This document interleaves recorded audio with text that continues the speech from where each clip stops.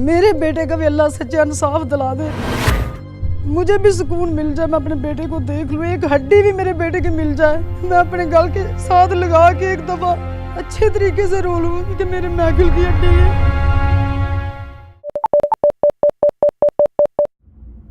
मैं तो सर यही कहूँगा भी मैंने कत्ल नहीं किया, ये लोग झूठ बोलते हैं, मेरे को खाम खा फंसा रहे हैं। ये सच और बरहक है कि मेरे बेटे को साक ने तो मोहब्बत में मार डाला है। ऐ खुदा तेरी फिरदौस पे हक मेरा है, तूने इस दौर के दोज़ख में जलाया है मुझे। इसी दोज़ख में सुलगता एक शफीक वजूद ऐसा भी है जिसने एक रोज अपनी गुर्बत के तदारुक के लिए जवां साल बेटे को घर से जाते तो देखा, मगर उसकी ममता दोबारा बेटे का चेहरा न देख पाई। इस बात को बेटा 10 महीने हो गए, ना बेटा मिला है ना इंसाफ मिला है। अजीज़ाबाद की रहायशी बुशरा वो बदनसीब माँ है जिसका बेटा माइकल जावेद मुबैना तौर पर रिश्तों की सितम ज़रीफ़ी की नज़र हो गया। अपने बहनोई मोहब्बत मसीह के हमराह एक अपार्टमेंट में सफाई सुथराई के काम पर मामूर माइकल एक रोज़ तनख्वाह लेने का कहकर घर से ऐसा निकला कि आज तक वापस नहीं लौटा।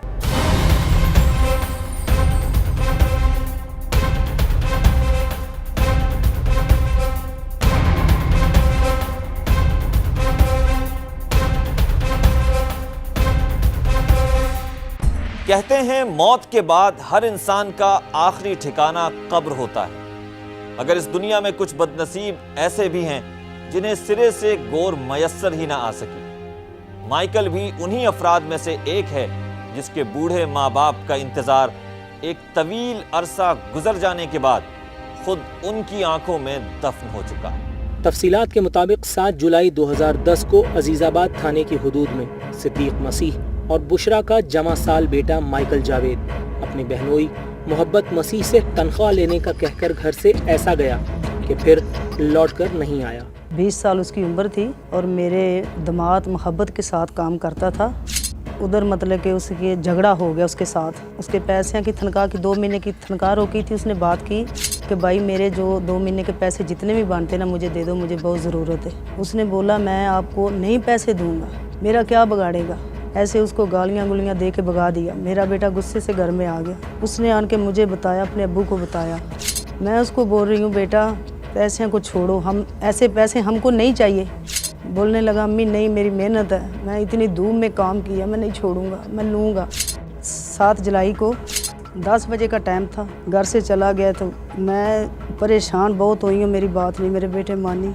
जब चला गया वापस नहीं मेरा बेटा आया। ये झूठ बोलती है, ये मेरे पास उसने सिर्फ 1 महीना काम किया लड़के ने, पहली तारीख वाले दिन अपने घर चला गया। ये लोग झूठ बोलते हैं, मेरे को खाम खा फंसा रहे हैं। उसकी अम्मी जड़ी है वो लड़के को ज़बरदस्ती छोड़ के गई है मेरे पास। वो लड़का मेरे साथ काम करता रहा है पर ना होने के बराबर है। देखिए ये बुनियादी एफआईआर जो कटी है वो अगवा की एफआईआर कटी है 365 की, जिसकी कानूनी तौर पे जो सज़ा है वो 7 साल है।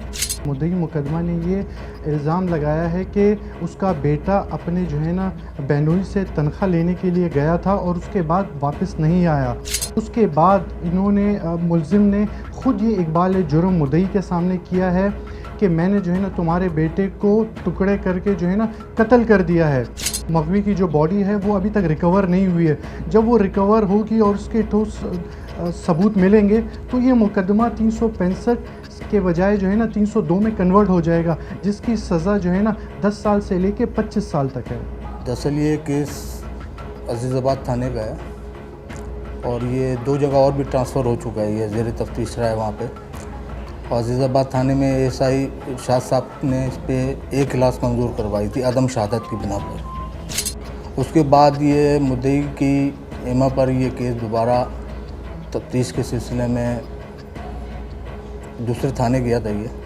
अब ये तीसरी दफ़ा मेरे पास आया है। ये जो शहादतें हैं उससे तो कोई बात ज़ाहिर नहीं हो रही है, प्रूफ नहीं कर रही कि उन्होंने ये काम किया है, क्योंकि जितने भी बयानात हुए हैं उसके मुताबिक कि माइकल सिद्दीक जो है वो नशेई लड़का था। वो उसने मुतअद्दिद बार पहले भी घर छोड़ के इसी तरह गायब होता रहा है और फिर आ गया खुद ही। वो मुतअद्दिद बार उनसे कहा गया मुद्दई पार्टी से कि भाई आप कोई ऐसे महल्ले से या कोई ऐसा चशमदीद गवाह दें जो आपके बयान की तायद कर सके।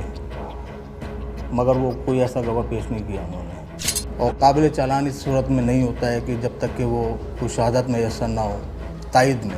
ये बात कहीं पर भी ना लिखी हुई है और ना ही ये साबित हुई है। जो पुलिस ने अपना प्ली लिया है कि वो नशा करता था या उससे पहले भी घर से भागा था, ये जितनी भी कहानी है ये पुलिस वालों की और मुल्जिमान की मिली भगत से मन गढ़ंत कहानी इन्होंने बनाई है कि केस का रुख तब्दील किया जाए ताकि जो है ना तो ये अगवा साबित हो और ना ही उसके बाद जो है ना ये कत्ल साबित हो। ये सारी कहानी जो है ये मुल्जिमान की और तफ्तीशी अफसर की मिली भगत से रचाई हुई कहानी है। मेरिट पे काम कर रहे हैं, हमने भी खुदा को जवाब देना है और ये केस जिस तरफ जा रहा है बाद में ये मर्डर की तरफ जाएगा, ये जिस तरह हम मुद्दई कह रहे हैं। तो हम ऐसे कोई काम नहीं करेंगे कि आगे अल्लाह ताला के रूबरू जो है हम शर्मिंदगी महसूस करें। ये अजीज़ाबाद में वाक़े उस घर का मंजर है जहाँ कभी माइकल जावेद अपने अहले खाना के हमराह रिहाइश पजीर था। दिन महीने यहाँ तक के 1 साल होने को आया, मगर सिद्दीक मसीह और बुशरा आज भी अपने बड़े बेटे के साये को तलाशते फिर रहे हैं, शायद कि वो मिल ही जाए। आखिर एक बरसरे रोजगार नौजवान बगैर इत्तला के इतने दिन कहां रह सकता है?